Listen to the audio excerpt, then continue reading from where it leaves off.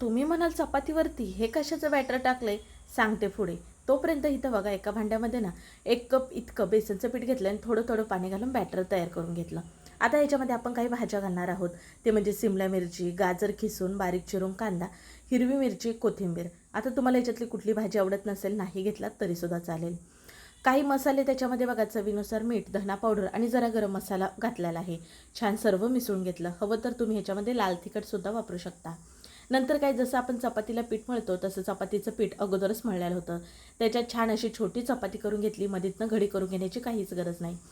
तयार चपाती तव्यावरती ना तूप टाकून एकाच बाजूने भाजून घ्यायची आणि दुसरी बाजू पलटली की आपण तयार केलेलं बेसनचं मिश्रण टाकायचं. चमच्याने चपातीवरती पसरून घ्यायचं. दोन्ही बाजू छान प्रकारे भाजून झाल्या की आवडीनुसार वरून भरपूर असं चीज खिसून घ्यायचं. मुलांना बाहेरचे अनहेल्दी पदार्थ देण्याच्या ऐवजी घरच्या घरी पौष्टिक पदार्थ असं नक्कीच बनवून देऊ शकता.